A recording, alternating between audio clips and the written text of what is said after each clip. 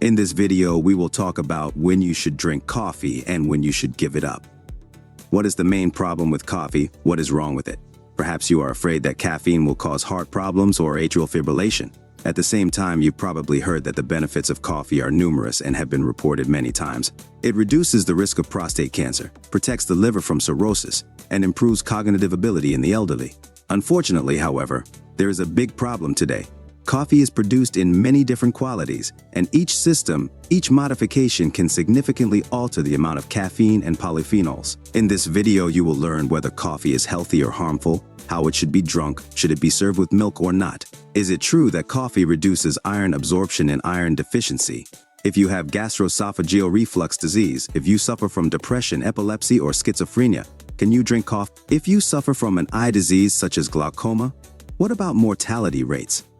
Is it true that coffee drinkers live longer? This video will be extremely informative and helpful, so if you want to become a master of your health, click like, and let's get started. Up until a few years ago, I thought everyone agreed that coffee was good for your health. We even made a few videos touting all the benefits and the many studies that supported the benefits. However, all of these findings were just associations and did not explain the true cause and effect relationship between coffee consumption and health benefits. The first benefit of coffee lies in its ability to affect the size of our blood vessels. The effect on blood vessel constriction is very important to our health because every organ in the body needs to be well nourished. Caffeine has the ability to constrict blood vessels as soon as it enters the body. However, this is exactly what happens.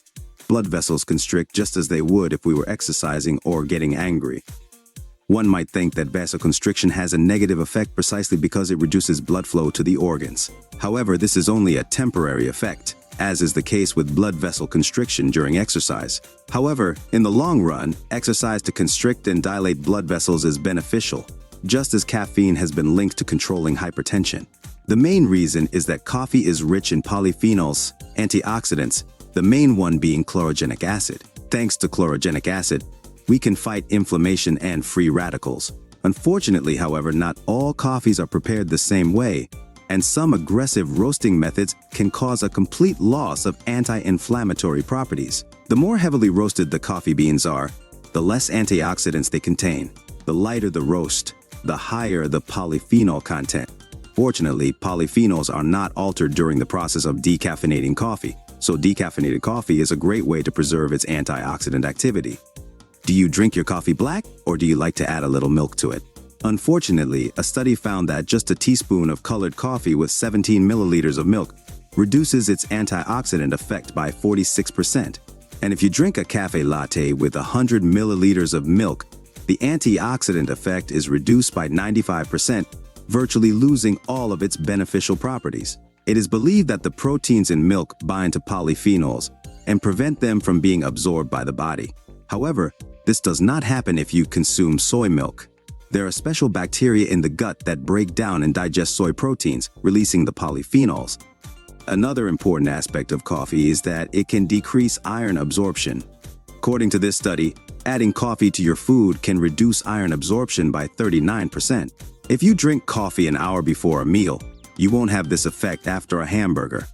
But if you drink it even an hour after, the effect will still be present, precisely because after a meal, the stomach usually takes about 2 hours to empty. So if you suffer from anemia or iron deficiency for various reasons, you should be careful with coffee or avoid drinks with caffeine. However, while iron is an essential mineral for the proper functioning of some body functions, an excess of it can be harmful. I've talked about this in another video which you can find at the link below the video. Very often, excess iron causes the same symptoms as iron deficiency, and you can make the big mistake of taking iron supplements when in fact you need to reduce iron. In fact, when iron builds up in the body, it has a pro-oxidant effect, essentially rusting our bodies to the point where studies show that elevated blood ferritin levels are associated with an increased risk of developing type 2 diabetes. The negative health effects of excess iron are also supported by studies linking it to more serious problems, such as Alzheimer's disease and DNA telomere shortening. Moreover, in people suffering from gout, adding coffee to reduce iron absorption reduces inflammatory attacks associated with excess uric acid in the joints. So if this is your case, if you suffer from gout, you should definitely consume coffee to reduce iron absorption. But not only coffee has this effect. You can find many other plant-based products, which I've already talked about in another video, which you can find at this link. But what about mortality? Is it true that coffee drinkers live longer?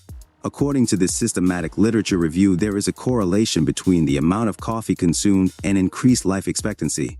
However, the same study of people under 55 years of age showed an inverse relationship, meaning that people who drink too much coffee may have a shorter life expectancy. Finally, in recent years, a comprehensive study analyzing all types of populations was conducted, and, unfortunately, it showed that this mortality reduction effect could no longer mean that coffee prolongs life or reduces the likelihood of death. But let's cut to the chase. What is the main problem with coffee? The main problem with coffee is that we all consume it, and the drug in it is called caffeine, which is actually increasingly used in energy drinks aimed at a younger population. Caffeine is essentially a neurostimulant that can have long-term health consequences. In fact, caffeine suppresses and competes with adenosine, a substance that is naturally produced by our bodies to signal that we are tired. Its levels are very low in the morning, but gradually rise as we spend more and more time awake, alerting us that we are tired and should rest or go to bed. When we consume caffeine, adenosine is inhibited, and the sympathetic nervous system becomes overactive. Our heart rate increases, our blood vessels constrict, and our brain is activated. For this reason, since the Industrial Revolution, caffeine and coffee have been praised for allowing people to concentrate and work more efficiently. The basic problem is that the more you use caffeine to block adenosine receptors, the more adenosine accumulates between neurons because the body is able to adapt. When adenosine stops acting on the receptors because they're blocked by caffeine, the body gradually accumulates more and more adenosine receptors. And as a result, the day or the moment that caffeine stops entering your body, you experience all the effects of caffeine withdrawal, which can include headaches, stomach aches, and of course, as many people experience in the middle of the day, a feeling of extreme sleepiness and lethargy.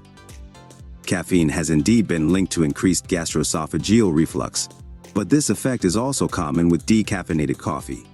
However, some studies also suggest that caffeine consumption is associated with an increased risk of urinary incontinence in both men and women.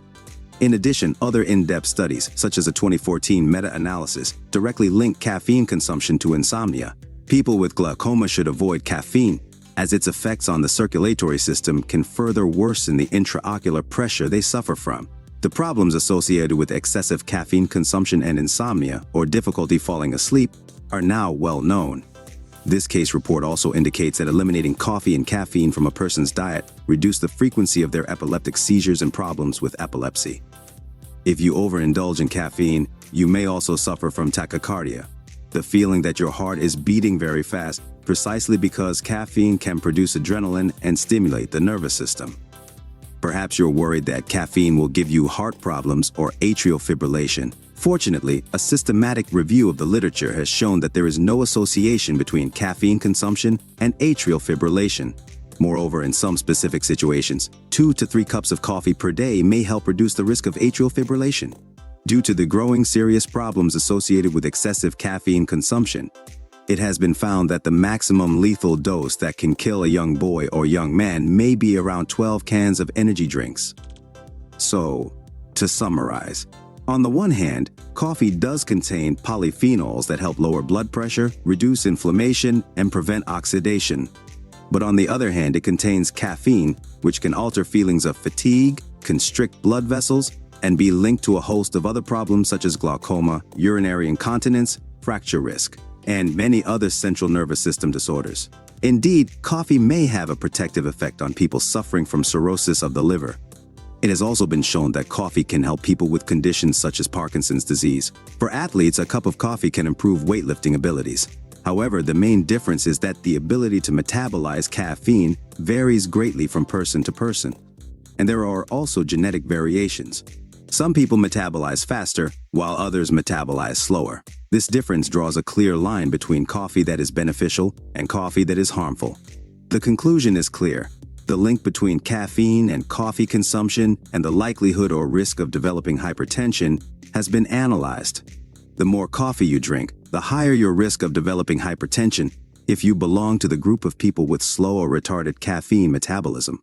The more coffee you drink, the lower your risk of developing hypertension if you are a fast metabolizer. On the one hand, For every cup of coffee a slow metabolizer drinks, the risk of heart attack doubles, while for a fast metabolizer, 1 cup of coffee a day cuts the risk of heart attack in half. So, coffee does have a lot of benefits if your body is able to metabolize and excrete caffeine quickly. However, you should avoid coffee with added milk or over-roasted coffee, as then you will be drinking a dead substance without any nutrients. However, if your body does not metabolize caffeine well, and it lingers in your system for too long, it can lead to insomnia, cardiovascular problems, hypertension, and an increased risk of heart attack. Although today we are usually advised not to drink 3 to 4 cups of coffee a day, this video finally helped us realize that such advice is not suitable for everyone, as there are significant differences between people and between different types of coffee. Some people absorb caffeine quickly and coffee can be good for them, while others absorb it more slowly and caffeinated coffee can be harmful. Some coffee varieties are also rich in polyphenols, especially those that are quick and lightly roasted. On the other hand, those varieties that are roasted for a very long time do not even have the expected anti-inflammatory effect, as all the polyphenols are lost. Adding milk eliminates the anti-inflammatory effect, and adding soy milk preserves it. Decaf coffee is a good alternative because, as we have seen, it gets rid of caffeine, which has few health benefits. However, with the perfect roasting mentioned above, the polyphenols remain. For these reasons, I myself have decided to reduce my coffee intake and not drink it at all for a few days or weeks to see how my body reacts. I encourage you to also evaluate your own caffeine metabolism. If you are now addicted to coffee, can't do without it, and can't wake up every morning if you don't drink it, that's not a good sign. On the other hand, if you have a good metabolism that allows you to stay awake even without coffee, as in my case, you might get lucky and be able to drink as much as you want. More information on this topic can be found at the links in the description below this video and on our channel. Subscribe and hit the bell for all notifications. Please like and share this video with your friends. Thanks to our sponsors for their support. I eagerly await your comments and encourage you to watch these useful videos.